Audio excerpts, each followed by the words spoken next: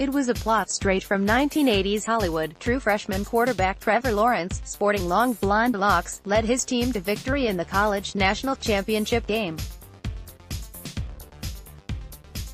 In doing so, his Clemson Tigers fell to higher-rated reigning champs, the Alabama Crimson Tide, coached by one Nick Saban.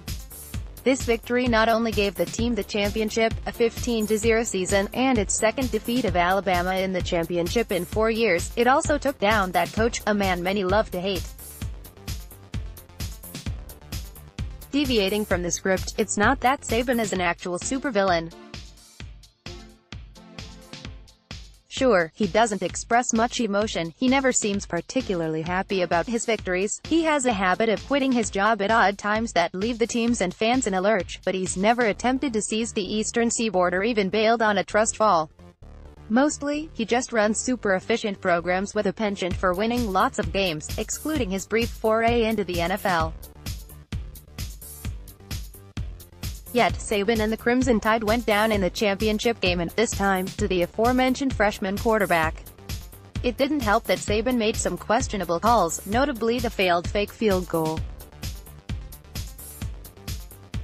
For his detractors, it did help that it was Alabama's biggest loss under Saban and that Clemson simply trounced him. The would-be supervillain with a penchant for winning went down, and went down hard. He went down to a team led by a 19-year-old Johnny Utah.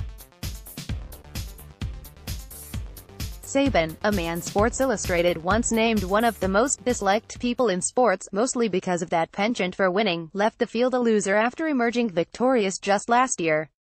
New England Patriots of college ball didn't even put up a fight, they simply got schooled from beginning to end. Saban took the blame for the loss. In a post-game interview, he referenced the failed fake field goal, saying, "We thought we had a really good fake, and somebody didn't block a guy they were supposed to block, and so it didn't work. So it was a bad call. It's always that way." Okay, so he didn't really take the blame, though he did refrain from calling out the player who missed the block by name. He also refrained from giving Clemson any credit for the schooling, despite the Tigers doing so throughout the game on plays not resulting from the blown fake. There was a pick-six by Clemson's defense in the first half, 482 yards of offense with Lawrence providing 347 yards through the air, and another pick of Crimson Tide quarterback and Heisman runner-up Tua Tagovailoa. Clemson did this while Alabama put up only 16 points just a year after Tagovailoa, the then-freshman Saban put in last year, eked out an overtime victory with a 41-yard game-winning pass in the last championship game. This year, Clemson delivered a thumping with their freshmen. There's also the fact that it was a thumping from a team coached by Alabama native and University of Alabama alum Dabo Swinney. Those who relished in seeing Saban fall, it was the perfect climax to the film. The hometown boy came back and defeated the carpetbagger from West Virginia coaching his former team. Swinney even danced to "Sweet Home Alabama" after the victory.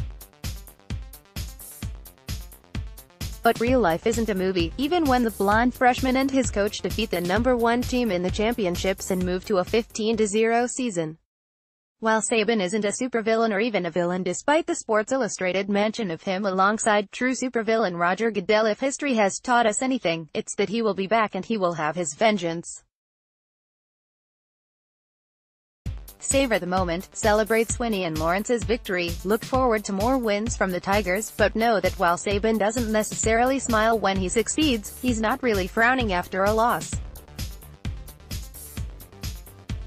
He's plotting, and the next championship game is only a year away.